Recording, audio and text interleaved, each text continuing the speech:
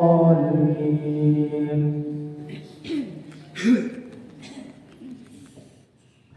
وما لي لا أعبد الذي فطرني وإليه ترجعون أأتخذ من دونه آلهة إن يردني الرحمن بضر لا تغن عني شفاعتهم شيئا ولا ينقذون إني إذا لفي ضلال مبين إني آمنت بربكم فاسمعون قيل ادخل الجنة قال يا ليت قومي يعلمون بما غفر لي ربي وجعلني من المكرمين وما أنزلنا على قومه من بعده من جند من السماء وما كنا منزلين إن كانت إلا صيحة واحدة فإذا هم خامدون يا حسرة على العباد ما يأتيهم من رسول إلا كانوا به يستهزئون ألم يروا كم أهلكنا قبلهم من القرون أنهم إليهم لا يرجعون وإن كل لما جميع لدينا محضرون وآية لهم الأرض الميتة أحييناها وأخرجنا منها حبا فمنه يأكلون وجعلنا فيها جنات من نخيل وأعناب وفجرنا فيها من العيون ليأكلوا من ثمره وما عملته أيديهم أفلا يشكرون سبحان الذي خلق الأزواج كلها مما تنبت الأرض ومن أنفسهم ومما لا يعلمون وآية لهم الليل نسلخ منه النهار فإذا هم مظلمون والشمس تجري لمستقر لها ذلك تقدير العزيز العليم والقمر قدرناه منازل حتى عاد كالعرجون القديم لا الشمس ينبغي لها أن تدرك القمر ولا الليل سابق النهار وكل في فلك يسبحون وآية لهم أنا حملنا ذريتهم في الفلك المشحون وخلقنا لهم من مثله ما يركبون وإن نشأ نغرقهم فلا صريخ لهم ولا هم ينقذون إلا رحمة منا ومتاعا إلى حين وإذا قيل لهم اتقوا ما بين أيديكم وما خلفكم لعلكم ترحمون وما تأتيهم من آية من آيات ربهم إلا كانوا عنها معرضين وإذا قيل لهم أنفقوا مما رزقكم الله قال الذين كفروا للذين آمنوا أنطعم من لو يشاء الله أطعمه إن أنتم إلا في ضلال مبين ويقولون متى هذا الوعد إن كنتم صادقين ما ينظرون إلا صيحة واحدة تأخذهم وهم يخصمون فلا يستطيعون توصية ولا إلى أهلهم يرجعون ونفخ في الصور فإذا هم من الأجداث إلى ربهم ينسلون قالوا يا ويلنا من بعثنا من مرقدنا هذا ما وعد الرحمن وصدق المرسلون إن كانت إلا صيحة واحدة فإذا هم جميع لدينا محضرون فاليوم لا تظلم نفس شيئا ولا تجزون إلا ما كنتم تعملون إن أصحاب الجنة اليوم في شغل فاكهون هم وأزواجهم في ظلال على الأرائك متكئون لهم فيها فاكهة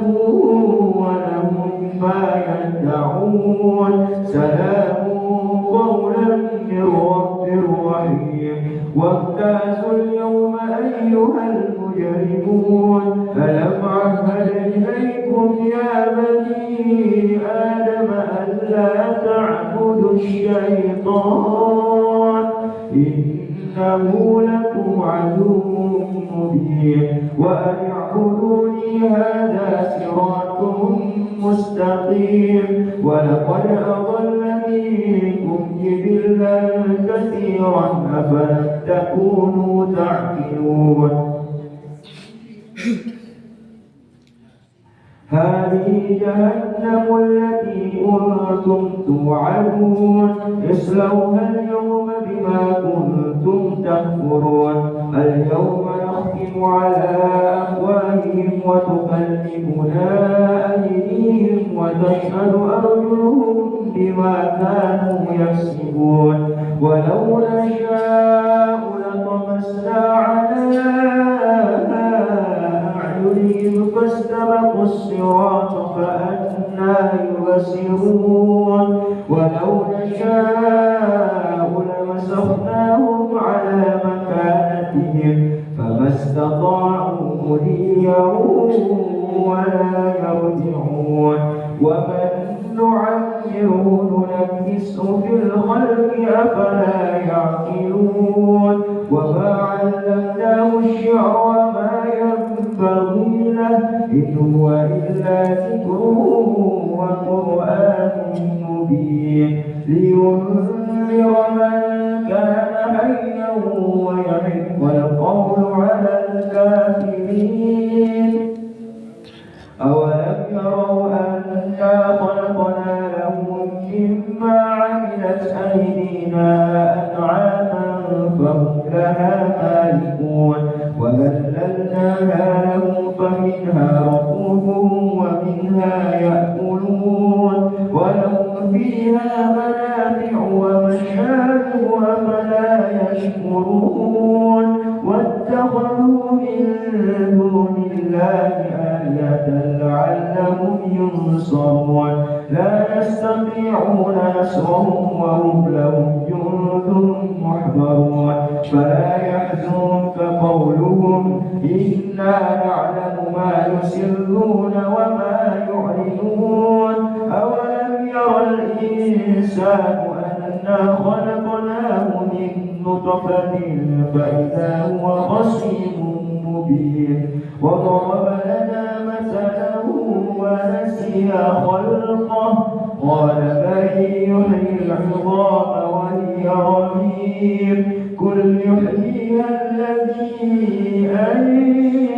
أنشأها أول مرة وهو بكل خلق عليم الذي جعل لكم من الشجر الأخضر نارا فإذا أنتم منه توقدون أوليس الذي خلق السماوات والأرض بقادر على أن يخلق مثلهم بلى وهو الخلاق العليم إنما أمره إذا أراد شيئا أن يقول له كن فيكون فسبحان الذي بيده ملكوت كل شيء وإليه ترجعون بسم الله الرحمن الرحيم والصافات صفا فالزاجرات زجرا فالتاليات ذكرا إن إلهكم لواحد رب السماوات والأرض وما بينهما ورب المشارق إنا زينا السماء الدنيا بزينة الكواكب وحفظا من كل شيطان مارد لا يسمعون إلى الملأ الأعلى ويقذفون من كل جانب دحورا ولهم عذاب واصب أهم أشد إلا من خسف الخطفة فأتبعه شهاب ثاقب فاستفتهم أهم أشد خلقا أم من خلقنا إنا خلقناهم من طين لازب بل عجبت ويسخرون وإذا ذكروا لا يذكرون وإذا رأوا آية يستسخرون وقالوا إن هذا إلا سحر مبين أئذا متنا وكنا ترابا وعظاما أئنا لمبعوثون أو آباؤنا الأولون قل نعم وأنتم داخرون فإنما هي زجرة واحدة فإذا هم ينظرون وقالوا يا ويلنا هذا يوم الدين هذا يوم الفصل الذي كنتم به تكذبون احشروا الذين ظلموا وأزواجهم وما كانوا يعبدون من دون الله فاهدوهم إلى صراط الجحيم وقفوهم إنهم مسؤولون ما لكم لا تناصرون بل هم اليوم مستسلمون وأقبل بعضهم على بعض يتساءلون قالوا إنكم كنتم تأتوننا عن اليمين قالوا بل لم تكونوا مؤمنين وما كانوا لنا عليكم من سلطان بل كنتم قوما طاغين فحق علينا قول ربنا إنا لذائقون فأغويناهم إنا كنا غاوين فإنهم يومئذ بالعذاب مشتركون إنا كذلك نفعل بالمجرمين إنهم كانوا إذا قيل لهم لا إله إلا الله يستكبرون ويقولون إنا لتاركوا آلهتنا لشاعر مجنون بل جاء بالحق وصدق المرسلين إنكم لذائق العذاب الأليم وما تجزون إلا ما كنتم تعملون إلا عباد الله المخلصين أولئك لهم رزق معلوم فواكه وهم مكرمون في جنات النعيم على سرر متقابلين يطاف عليهم بكأس من معين بيضاء لذة للشاربين لا فيها غول ولا هم عنها ينزفون وعندهم قاصرات الطرف عين كأنهم بيض مكنون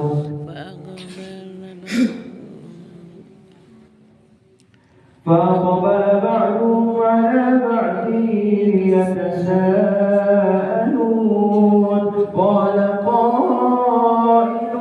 منهم إني كان لي قرين يقول وإنك لمن المصدقين أئذا متنا وكنا ترابا وعظاما أئنا لمدينون قال هل أنتم مطلعون فاطلع فرآه في سواء الجحيم قال تالله إن كدت لتردين ولولا نعمة ربي لكنت من المحضرين أفما نحن بميتين إلا موتتنا الأولى وما نحن بمعذبين إن هذا لهو الفوز العظيم لمثل هذا فليعمل العاملون أذلك خير نزلا أم شجرة الزقوم إنا جعلنا فتنة للظالمين إنها شجرة تخرج في أصل الجحيم طلعها كأنه رؤوس الشياطين فإنهم لآكلون منها فمالئون منها البطون ثم إن لهم عليها لشوبا من حميم ثم إن مرجعهم لإلى الجحيم إنهم ألقوا آباءهم ضالين فهم على آثارهم يهرعون ولقد ضل قبلهم أكثر الأولين ولقد أرسلنا فيهم منذرين فانظر كيف كان عاقبة المنذرين إلا عباد الله المخلصين ولقد نادانا نوح فلنعم المجيبون ونجيناه وأهله من الكون العظيم وجعلنا ذريته هم الباقين وتركنا عليه في الآخرين سلام على نوح في العالمين إنا كذلك نجزي المحسنين إنه من عبادنا المؤمنين ثم أغرقنا الآخرين وإن من شيعته لإبراهيم إذ جاء ربه بقلب سليم إذ قال لأبيه وقومه ماذا تعبدون أئفكا آلهة دون الله تريدون فما ظنكم برب العالمين فنظر نظرة في النجوم فقال إني سقيم فتولوا عنه مدبرين فراغ على آلهتهم فقال ألا تأكلون ما لكم لا تنطقون فراغ عليهم ضربا باليمين فأقبلوا إليه يزفون قال أتعبدون ما تنحتون والله خلقكم وما تعملون قالوا بنوا له بنيانا فألقوه في الجحيم فأرادوا به كيدا فجعلناهم الأسفلين وقال إني ذاهب إلى ربي سيهدين رب هب لي من الصالحين فبشرناه بغلام حليم فلما بلغ معه السعي قال يا بني إني أرى في المنام أني أذبحك فانظر ماذا ترى قال يا أبت افعل ما تؤمر ستجدني إن شاء الله من الصالحين فلما أسلما وتله للجبين وناديناه أن يا إبراهيم قد صدقت الرؤيا إنا كذلك نجزي المحسنين إن هذا لهو البلاء المبين وفديناه بذبح عظيم وتركنا عليه في الآخرين سلام على إبراهيم كذلك نجزي المحسنين إنه من عبادنا المؤمنين وبشرناه بإسحاق نبيا من الصالحين وباركنا عليه وعلى إسحاق ومن ذريتهما محسن وظالم لنفسه مبين ولقد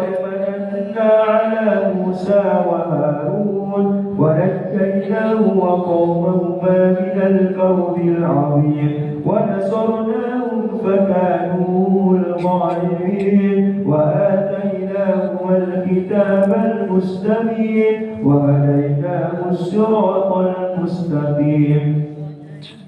وتركنا عليهما في الآخرين سلام على موسى وهارون إنا كذلك نجزي المحسنين إنهما من عبادنا المؤمنين وإن إلياس لمن المرسلين إذ قال لقومه ألا تتقون أتدعون بعده وتذرون أحسن الخالقين الله ربكم ورب آبائكم الأولين فكذبوه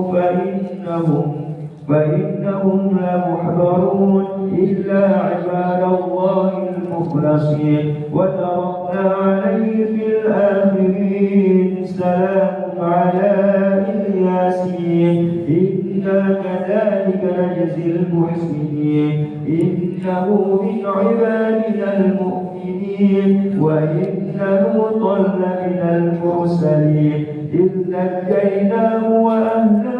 أجمعين إلا عجوزا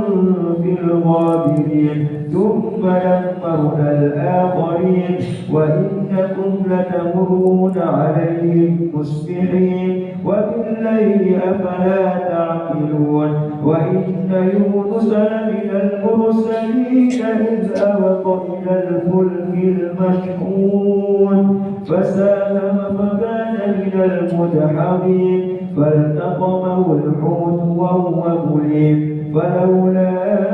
أنه كان من المسبحين للبث في بطنه إلى يوم يبعثون فنبذناه بالعراء وهو سقيم وأنبتنا عليه شجرة من يقطين وأرسلناه إلى 100,000 أو يزيدون فآمنوا فمتعناهم إلى حين فاستفتهم ألربك البنات ولهم البنون أم خلقنا الملائكة إناثا وهم شاهدون إلا ألا إنهم من إفكهم ليقولون ولد الله وإنهم لكاذبون أصطفى البنات على البنين ما لكم كيف تحكمون أفلا تذكرون أم لكم سلطان مبين فأتوا بكتابكم إن كنتم صادقين وجعلوا بينه وبين الجنة نسبا ولقد علمت الجنة إنهم لمحضرون سبحان الله عما يصفون إلا عباد الله المخلصين فإنكم وما تعبدون ما أنتم عليه بفاقدين إلا من هو صال الجحيم وما منا إلا له مقام معلوم وإنا لنحن الصافون وإنا لنحن المسبحون وإن كانوا ليقولون لو أن عندنا ذكرا من الأولين لكنا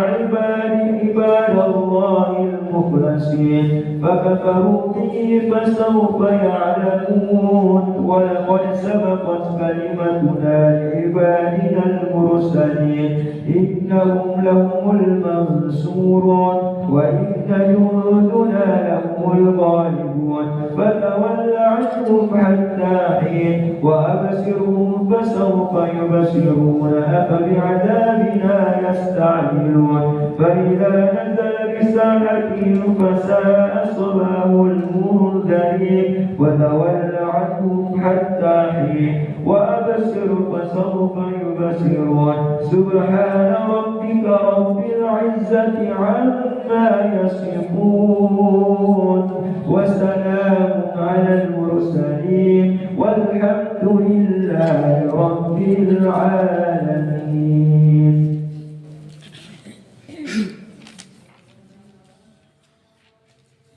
بسم الله الرحمن الرحيم. صاد والقرآن ذي الذكر بل الذين كفروا في عزة وشقاق كم أهلكنا من قبلهم من قرن فنادوا ولا حين ومناص وعجبوا أن جاءهم منذر منهم وقال الكافرون هذا ساحر كذاب أجعل الآلهة إلها واحدا إن هذا لشيء عجاب. وانطلق الملأ منهم أن امشوا واصبروا على آلهتكم إن هذا لشيء يراد ما سمعنا بهذا في الملة الآخرة إن هذا إلا اختلاق أنزل عليه الذكر من بيننا بل هم في شك من ذكري بل لما يذوقوا عذاب أم عندهم خزائن رحمة ربك العزيز الوهاب أم لهم ملك السماوات والأرض وما بينهما فليرتقوا في الأسباب جند ما هنالك مهزوم من الأحزاب كذبت قبلهم قوم نوح وعاد وفرعون ذو الأوتاد وثمود وقوم لوط وأصحاب الأيكة أولئك الأحزاب إن كل إلا كذب الرسل فحق عقاب وما ينظرون إلا صيحة واحدة ما لها من فواق وقالوا ربنا عجل لنا قطنا قبل يوم الحساب اصبر على ما يقولون واذكر عبدنا داود ذا الأيد إنه أواب إنا سخرنا الجبال معه يسبحن بالعشي والإشراق والطير محشورة كل له أواب وشددنا ملكه وآتيناه الحكمة وفصل الخطاب وهل أتاك نبأ الخصم إذ تسوروا المحراب إذ دخلوا على داود ففزع منهم قالوا لا تخف خصمان بغى بعضنا على بعض فاحكم بيننا بالحق ولا تشرط واهدنا إلى سواء الصراط إن هذا أخي له 99 نعجة ولي نعجة واحدة فقال أكفلنيها وعزني في الخطاب قال لقد ظلمك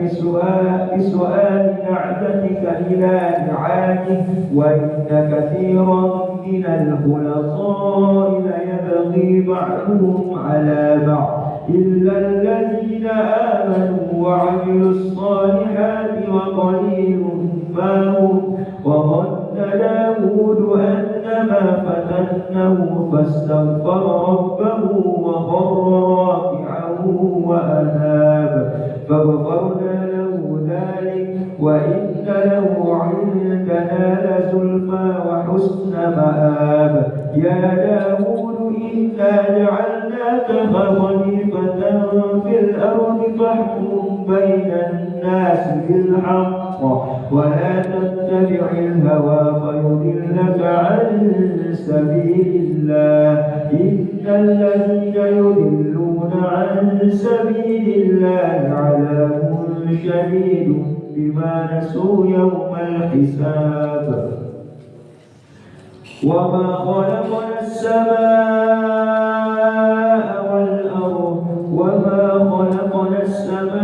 والأرض وما بينهما باطلا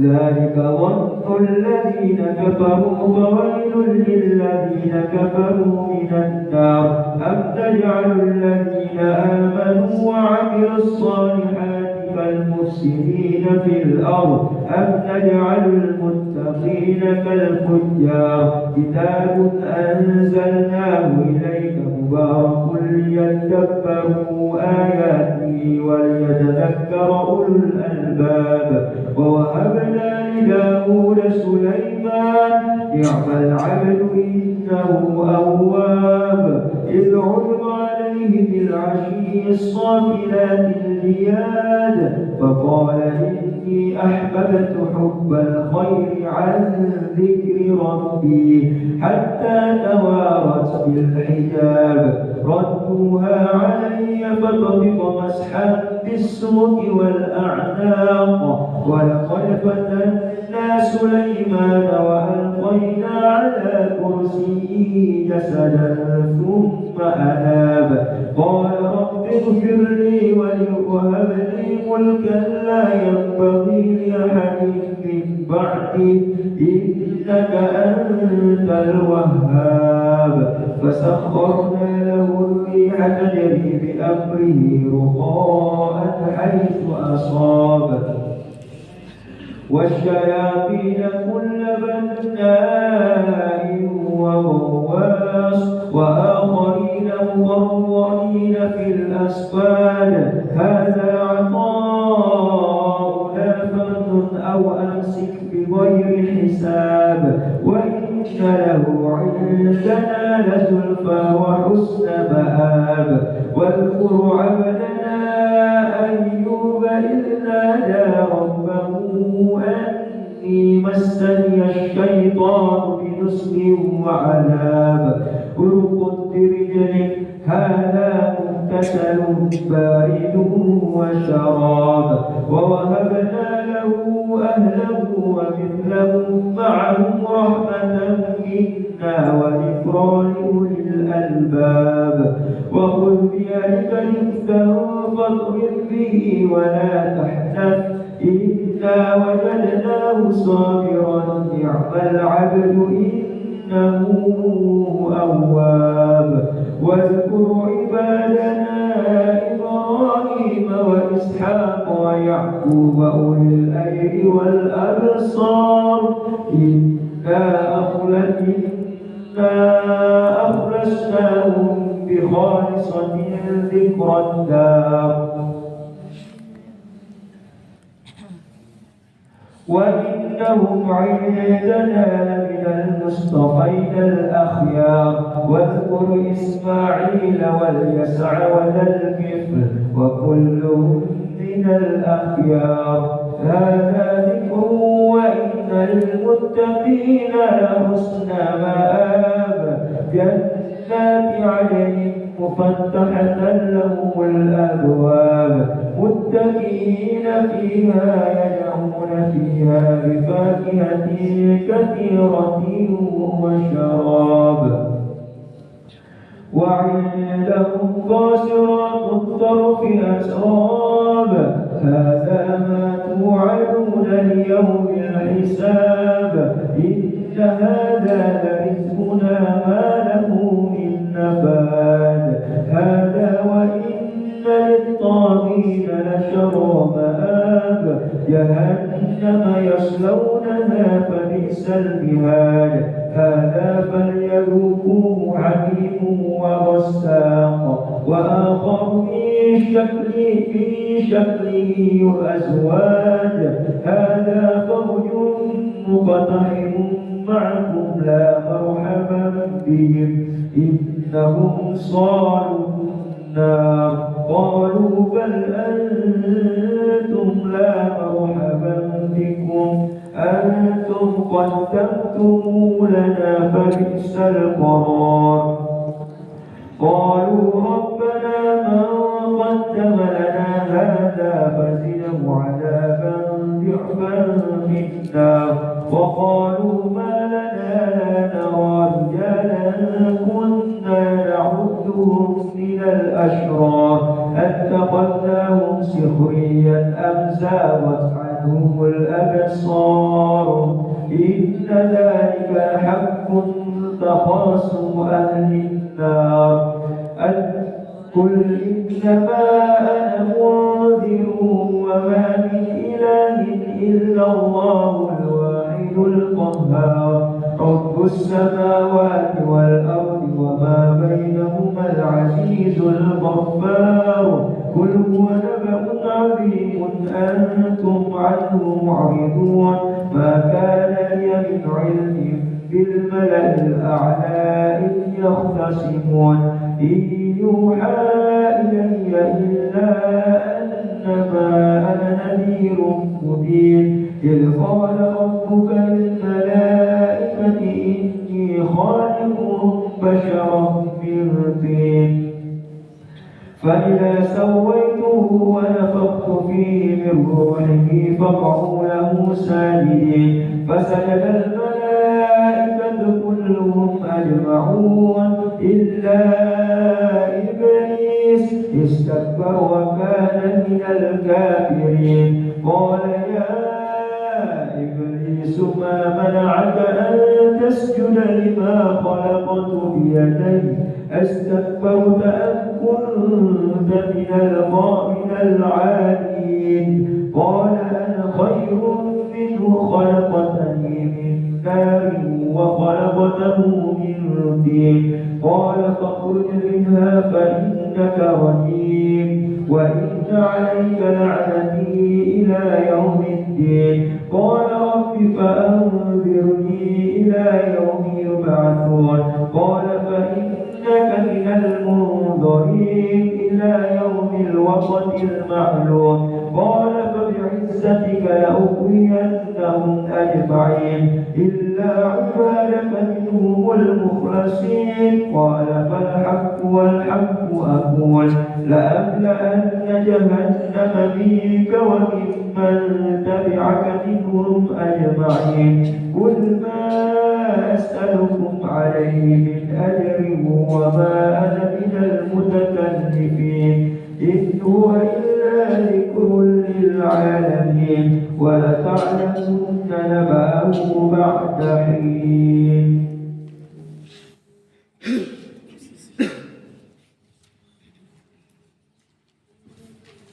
بسم الله الرحمن الرحيم. تنزيل الكتاب من الله العزيز الحكيم. إنا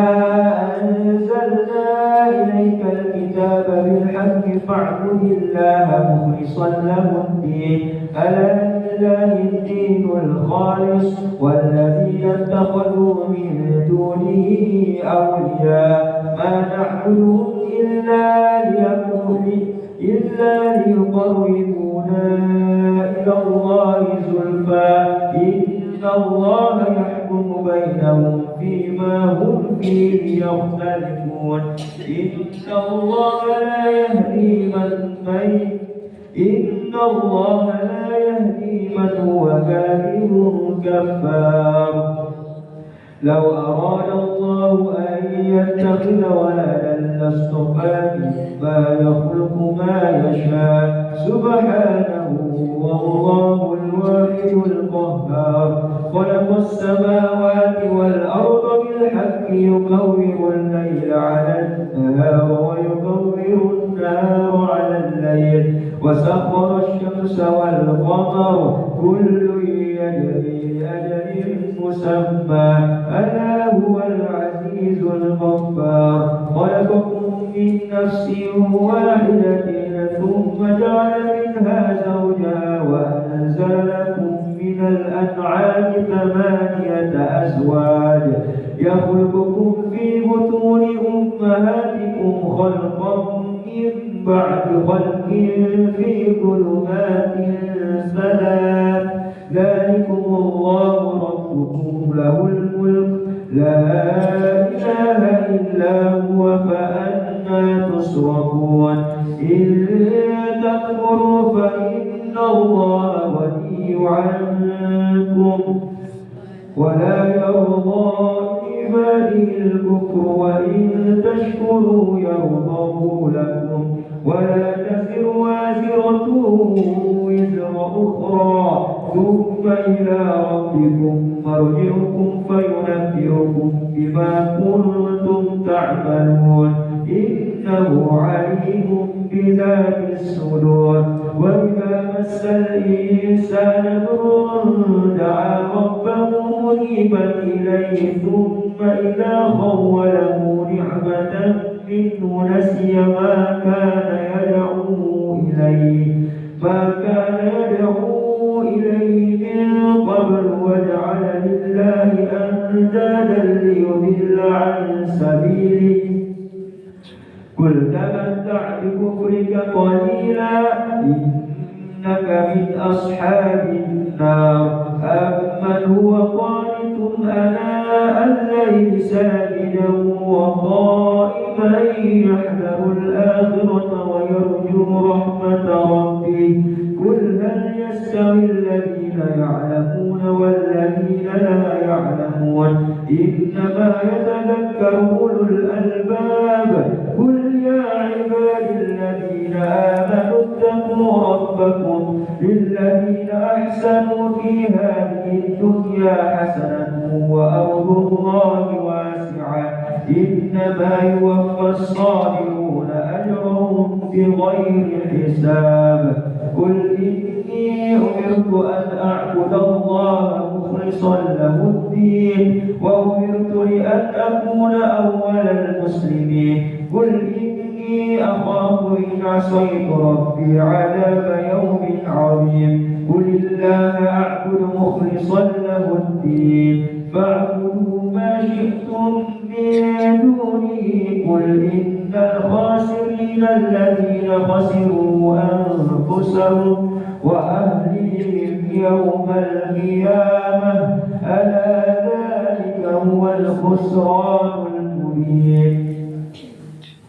لهم من فوقهم ظلل من النار ومن تحتهم ظلل ذلك يخوف الله به عباده يا عباد فاتقون والذين اجتنبوا الطاغوت أن يعبدوها وأنابوا إلى الله لهم البشرى فبشر عباد الذين يستمعون القول فيتبعون أحسنه أولئك الذين هداهم الله وأولئك هم أولو الألباب أفمن حق عليه كلمة العذاب أفأنت تنقذ من في النار لكن الذين اتقوا ربهم لهم غرف من فوقها غرف مبنية تجري من تحتها الأنهار وعد الله لا يخلف الله الميعاد ألم تر أن الله أنزل من السماء ماء فسلكه ينابيع في الأرض ثم يخرج به زرعا مختلفا ألوانه ثم يهيج فتراه مصفرا ثم يجعله حطاما إن في ذلك لذكرى لأولي الألباب أفمن شرح الله صدره للإسلام فهو على نور من ربه فويل للقاسيات قلوبهم من ذكر الله أولئك في ضلال مبين الله نزل أحسن الحديث كتابا متشابها مثاني تقشعر منه جلود الذين يخشون ربهم ثم تلين جلودهم وقلوبهم إلى ذكر الله ذلك هدى الله يهدي به من يشاء ومن يضلل الله فما له من هاد أفمن يتقي بوجهه سوء العذاب يوم القيامة. وقيل للظالمين ذوقوا ما كنتم تكسبون. كذلك كذب الذين من قبلهم فأتاهم العذاب من حيث لا يشعرون. فأذاقهم الله الخزي في الحياة الدنيا ولعذاب الآخرة أكبر لو كانوا يعلمون. ولقد ضربنا للناس في هذا القرآن من كل مثل لعلهم يتذكرون. قرآنا عربيا غير ذي عوج لعلهم يتقون. ضرب الله مثلا رجلا فيه شركاء متشاكسون ورجلا سلما لرجل هل يستويان مثلا الحمد لله بل أكثرهم لا يعلمون. إنك ميت وإنهم ميتون ثم إنكم يوم القيامة عند ربكم تختصمون.